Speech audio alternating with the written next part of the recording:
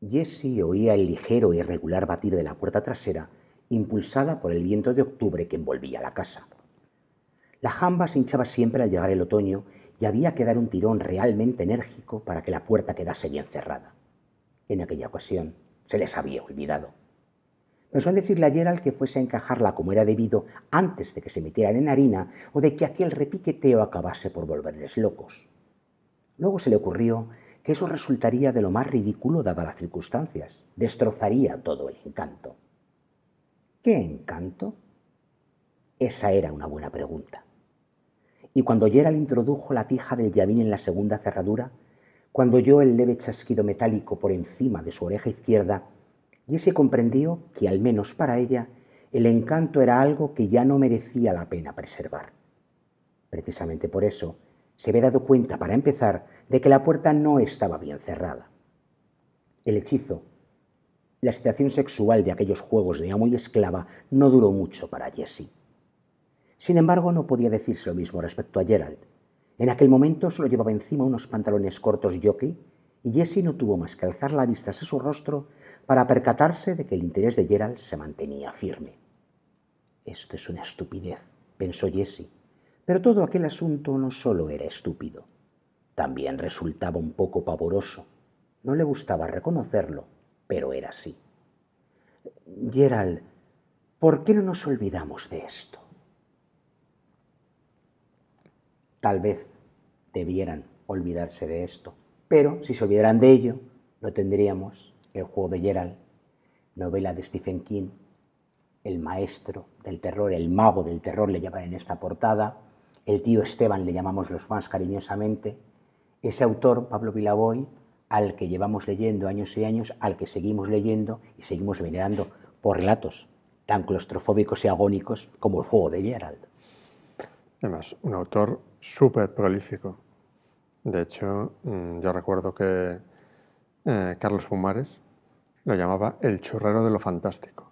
Porque y bueno, razón no le falta, porque si hacemos cómputo de novelas, relatos, cuentos que lleva escrito Stephen King desde los años 70, pues sería para empezar y no acabar. De hecho, se inventó a Richard Bachman, el seudónimo, porque en aquel momento, cuando él comienza a publicar y a tener ya éxito con sus primeras novelas, que son Carrie, Samuel Slot, El Resplandor, la política editorial era que los autores de éxito o no de éxito, pero los de éxito también, solo publicaran un título al año. Y como a él le salían, dicho con el cariño que no empleaba Carlos Pumares para ello, pero como churros, se inventó un seudónimo para poder publicar más. Sí, en concreto El juego de Gerald, que creo de las que he leído yo, porque evidentemente uno no puede presumir de haber leído toda la obra de Stephen King. Imposible. Se cuenta entre mis favoritas, si no mi favorita. El juego de Gerald se encuadra entre las muchas variantes temáticas del universo de Stephen King, entre, como bien decías, el estilo más íntimo, el estilo más minimalista, aunque enraíce el terror en sombras del pasado, en secretos familiares, en buscar el terror de lo cotidiano, de lo que puede pasar, como mencionabas, si una puerta queda abierta, si alguien, como sucede en esta novela, queda encadenado a una cama en una casa aislada de campo. Y como digo, para mí Stephen King, en su estilo más desnudo, en su estilo más minimalista, es cuando demuestra mayor hondura psicológica en los personajes y mayor maestría en hacer de una sombra, un ruido, un perro que entra en una casa, algo pavoroso. Es que Stephen King, como los autores muy prolíficos les ocurre, como a los genios les sucede, tiene subidas y bajadas, y es capaz de lo mejor y de lo peor en la misma novela. Es capaz de trenzar un argumento, como suele ocurrir, fabuloso, fantástico no en el sentido del género, sino fantástico porque te deja con la boca abierta, te atrapa, plantea una pregunta, un interrogante, una situación al límite, pero es maestro él mismo en enmarañarlo de tal manera que al final no sabe ni por dónde salir, o, como en este caso y en tantos otros, en Misery, en La larga marcha, en It, que es una novela de larguísimo recorrido, pero es capaz de llevarte hasta el final y hacerlo con suma coherencia. Entras en su universo, comprendes las reglas que allí imperan y cuando cierras el libro dices, ha merecido la pena el viaje, aunque lo hayas soltado varias veces. Bueno, él mismo es honesto y dice que cuando escribe, él parte de una semilla, pero no sabe bien cómo va a rematar la historia. Stephen King, como decimos, le llama eso el maestro, el mago del terror, pero como tú muy bien señalas, lo maneja de diferentes modos y diferentes formas.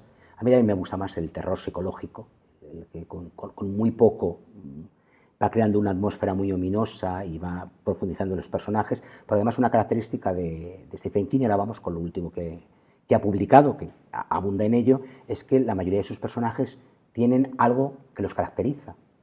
Yéndonos al título de una de sus primeras novelas y de las más famosas, hay un resplandor que hace que tengan algo especial. Carrie era diferente por ello, el niño protagonista del Resplandor, los niños luego adultos de It. Sí, efectivamente. Y bueno, en ese juego, como dices tú, cuando maneja bien las reglas y domina todo el argumento de principio a fin, sí que te engancha y es imposible no abandonar la lectura de esa novela en concreto. Hay que decir que el juego de Geralt, además, en ella hace Stephen King otra cosa que le gusta mucho elaborar en sus historias, que es ponerla en relación con otras historias u otras novelas suyas. En este caso, el juego de Geralt guarda relación con Dolores Claiborne. Siempre hay subtramas, referencias, guiños que él se permite, porque eso tiene un universo muy amplio y, como decimos, y muy variado, porque no hemos citado, por ejemplo, su saga La Torre Oscura, que obviamente no tiene nada que ver con la zona muerta, con los chicos del maíz, no tiene nada que ver con It, pero también es una saga, primero, que le ha dado mucho éxito, y segundo, en la que sus temas y sus asuntos están presentes. Ocurre que eso depende de lo que esté contando, lo hace de un modo o de otro. Bueno, pues aquí los seguidores de Stephen King, porque esta novela no, por lo menos aquí en España, no es de las más conocidas, aunque hace unos años Netflix estrenó una película que mejor olvidar, pero bueno, dirigida por Mike Flanagan. Pues digamos que los seguidores de Stephen King que no se hayan acercado al juego de Geralt, hay que decir que aquí el eclipse de Dolores Claiborne también sale aquí porque la protagonista lo vivió.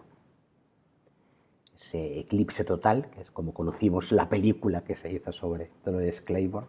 Ahora vamos brevemente a las adaptaciones cinematográficas y televisivas del tío Esteban, como digo, que le llamamos cariñosamente, que en España recientemente, Plaza y Janés, ha publicado lo que es por el momento su última obra, que esto pierde actualidad pasado mañana, ya dejará de ser su última obra dentro de poco, como dice Pablo Vilaboy, porque al ritmo ya además como le permiten publicar ya con su nombre todo, en el sentido de que ya no hay aquella política editorial de finales de los 70, pues Stephen King ha publicado ahora, recientemente, Después, que me encanta, que está muy bien traducido, pero es que en inglés later.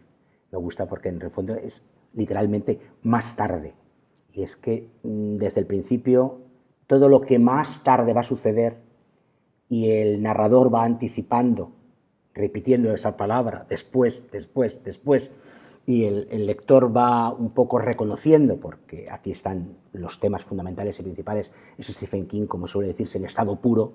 Entonces uno dice, uff, qué cosa, qué miedo, qué angustia da pasar la página, pero no puedes resistirte. Es un relato breve para lo que él suele publicar y escribir, pero muy bien condensado. Él usa una voz narradora que, como digo, está contada desde después, desde el presente, o sea que tiene el personaje, creo que son 22, 23 años, pero lo está narrando como cuando era niño, que es cuando ocurrieron los hechos. Y es de nuevo un niño con poderes, con características, con algo particular y especial. No es un spoiler porque se cuenta en la contraportada y se sabe enseguida en la novela.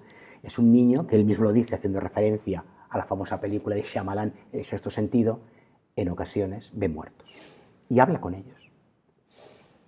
Y una vez más, el pilar de una novela es un ser diferente. Vuelve por eso y vuelve al asunto de la infancia, que él siempre, esta es una infancia más actual, más reciente, pero bueno, él también en eso es el mago de la nostalgia y recuperar la época en la que él era niño en Maine, y así nos ha dado relatos maravillosos como Cuenta conmigo, que no tiene nada que ver con el universo que tanta fama le ha dado, pero por otro lado sí que están, de nuevo, los asuntos que le preocupan e interesan en una historia como esa, que, vamos, como decíamos Pablo, al tema. El mito, la leyenda, la frase, digamos, más popular, común y usada, dice que nunca se adapta bien a Stephen King. Depende. Hay alguna otra excepción ahí. Te has mencionado Carrie, has mencionado El Resplandor, aunque a él no le gustara la adaptación que hizo Kubrick. Y sigue fustigándole cuando puede, no solo con Doctor Sueño, la segunda parte, sino en otras novelas se permite. Pero sí es verdad que en la mayoría de las adaptaciones que se han hecho de las obras de Stephen King, falta algo. O hay un exceso de. Y es una pena porque todas las historias, o la mayoría de las historias de Stephen King, son muy cinematográficas o muy televisivas, ahora que se lleva tanto a hacer series de televisión. Pero hay unas cuantas que salvan, como tú dices, las primeras, porque aparte de más como se hicieron casi en el momento que se publicaban las novelas, bueno, Kubrick luego siguió su camino, pero era algo que estaba todavía tan vivo y tan fresco que claro, no sonaba como, uy, aquella novela de Stephen King, o usted toquen, otras han tropezado. Algunas es comprensible porque él mismo, y a veces para bien, pero es muy farragoso. Si narra en primera persona hay muchas acotaciones, cambios de tono, que es muy difícil de expresar en pantalla, pero luego tenemos Misery, tenemos La Villa Verde, tenemos Cadena Perpetua, que sí, adapta un relato, con lo cual inventan todo lo demás, pero caramba, Sí, qué viajes. No se puede ser tan categórico, pero porque excepciones hay. Ahora, lamentablemente, se ha estrenado en Apple TV Ahí va yo. la historia de Lizzie, que es, bueno, cuando un autor dice es mi novela favorita, nunca sabes si lo dice en ese momento porque sí o va a venir una posterior que ocupe ese lugar. Pero bueno, es una serie para la que ha hecho los guiones, protagonizada por Julianne Moore, y que no termina de cuajar, de funcionar, aunque tiene todos los ingredientes del universo de Stephen King, tiene toda una producción de categoría, tiene un director de prestigio como Pablo Raiz, pero no termina de despegar el vuelo, la historia de esta Lindsay. Y no termina de despegar del vuelo en sus propios guiones, todo hay que decirlo. No, en este caso no hemos leído la novela original, con lo cual no sabemos si se ha equivocado al modo de contarla, como dices, aunque reconoces a Stephen King, o sea, no hay duda de por cómo está la historia estructurada, por los temas que toca, incluso por cómo los personajes tienen alucinaciones, etcétera, es Stephen King.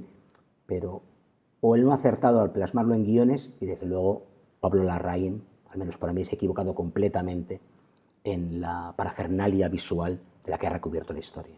Pero bueno, que cada uno juzgue. De momento, los que quieran continuar leyendo al maestro, en después tienen, igual que con el juego de Geralt, una buena oportunidad de leer además un Stephen King, digámoslo así, de tramo corto, pero de hondura y de profundidad. Y en este programa de hoy verán ustedes que tenemos más libros que nunca sobre la mesa, porque todo lo que estamos echando al equipaje para el verano, hemos querido traerlo a compartirlo con ustedes. Entonces, hay algunos libros que ya hemos leído y otros que también queremos leer, pero que queremos compartir con ustedes, por si durante el verano se animan a acompañarnos en la aventura y luego ya en septiembre, en octubre, en el otoño, vamos pasando revista. Este primer libro, ya que estábamos hablando de adaptaciones cinematográficas y demás, es muy interesante, desde luego para los cinéfilos, pero también para quienes gusten del mundo del derecho y desde luego para los que, como en nuestro caso y el de tantos espectadores, hemos conocido ese mundo a través del cine, porque además su autor, Rafael de Mendizábal, magistrado emérito, reúne esa condición, de jurista, de carrera, de profesión, de ejercicio, se ha dedicado muchísimos años a ello, con lo cual hace un análisis muy particular, primero por las películas que selecciona y luego por cómo las aborda, porque no solamente cuenta como la experiencia cinematográfica, la experiencia espectadora en sí, sino cómo esas películas abordan aspectos concretos del mundo jurídico. Entonces, ese otro modo, Pablo Vilaboy, de volver o de descubrir películas que igual no has visto en Cine y Derecho, publicado por Berenice. Sí, además, menuda portada. Testigo de cargo. De la tía Ágata. La película de Billy Wilder que casi todo el mundo atribuye a Alfred Hitchcock, todo hay que decirlo. Sí. E incluso que está publicado en sitios. Testigo de cargo de Hitchcock, no, era de Billy Wilder, pero bueno. Sí, aunque tiene ese humor muy de Wilder, sí, pero sí es cierto que todo el engranaje y la atmósfera es muy de Hitchcock.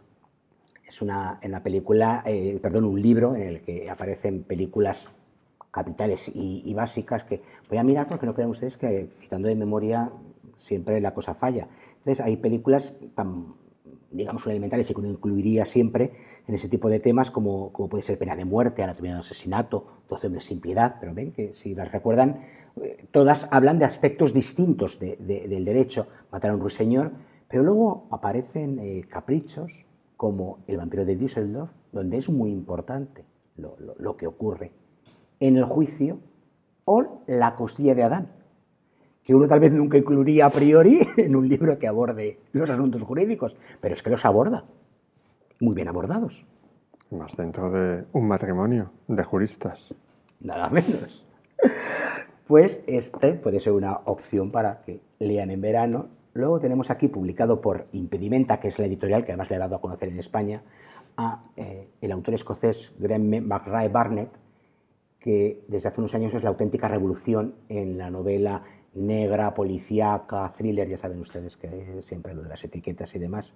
Esta fue su primera novela, La desaparición de Adele Boudot, y era inédita en España hasta que Impedimenta, que como digo nos ha descubierto este autor con las novelas posteriores y que ya anuncia, por cierto, que la que es novedad ahora recientemente se publicará durante 2021 en España traducida al castellano, pues aquí podemos conocer los orígenes de este autor, que rompe moldes porque hace una historia muy a los Simenon.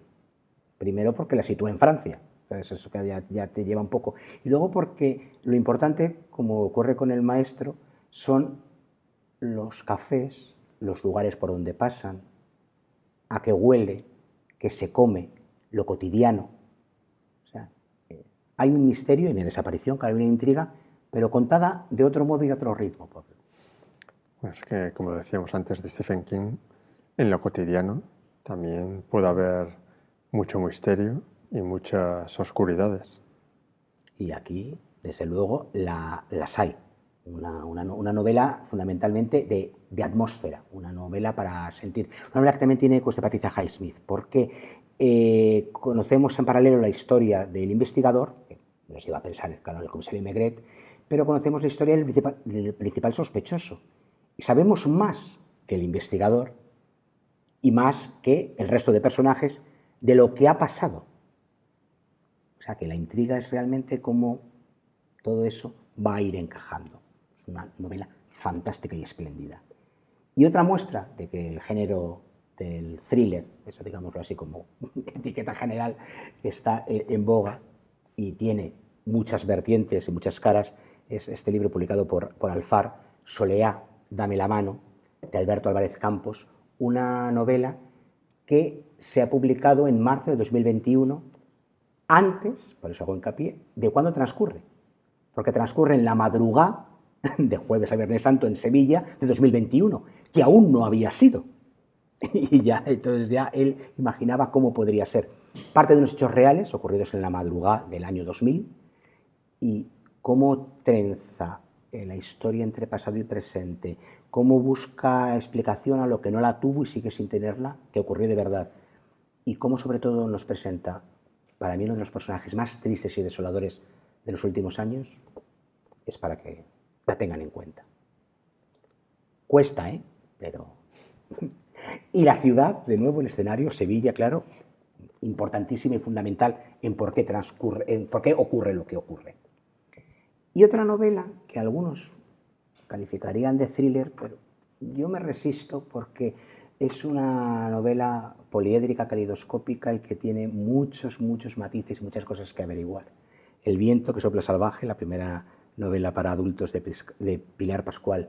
Ay, perdone que siempre el segundo apellido, perdóname Pilar, cariño. Echalecu, siempre me cuesta decir bien el segundo apellido, publicada por Espasa. Es una novela que comienza con una intriga, porque alguien va a una persona y le dice: tu madre no murió como te dicen que murió, tu madre murió asesinada. Pablo dice: es novela negra. Y sí, pero no negra en el sentido puro, sino negra por las almas, por los corazones, por lo que esta mujer, que empieza a reescribir la historia de lo que ocurrió antes de la muerte de su madre, empieza a darse cuenta. No tiene que investigar, le viene a la cara. Y aquí está, ese viento que sopla salvaje. Novelón. Como les digo, ahora sí un poco muy rápido, pero tenemos novelas que no hemos leído, pero vamos a leer durante el verano. Queríamos decírselo a ustedes. Los que esperan su duelo, de Carlos San Clemente, publicada por Berenice. Un autor colombiano de los que más está llamando últimamente la atención y creemos que tenía que estar en nuestro equipaje. Ay, esta como nos gusta. La decisión de Grace Kelly, publicada por Planeta.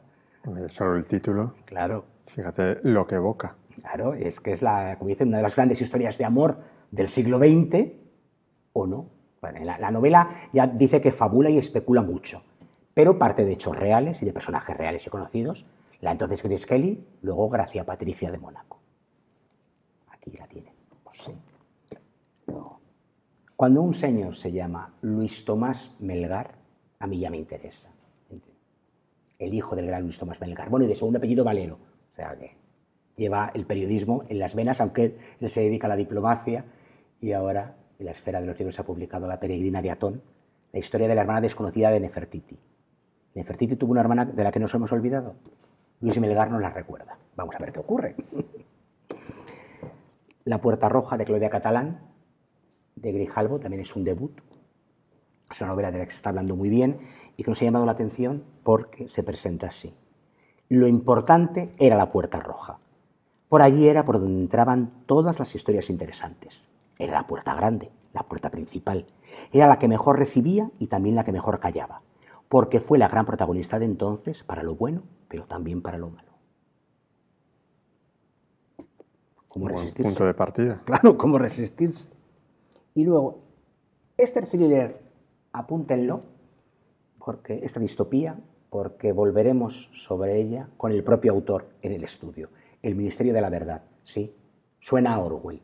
Transcurre en 2030, después de la gran pandemia. Igual está hablando de nosotros mismos. Publicado por Ediciones B.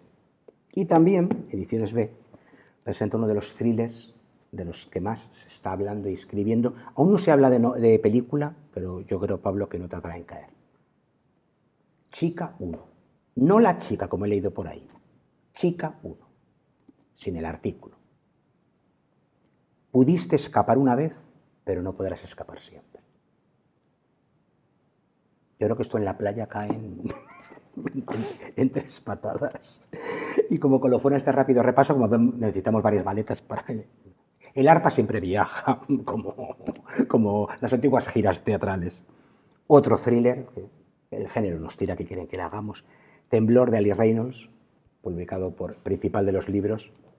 El debut literario del año, un misterio a lo Agatha Christie en un resort de los Alpes. También Otro muy sugerente, ¿no? Claro.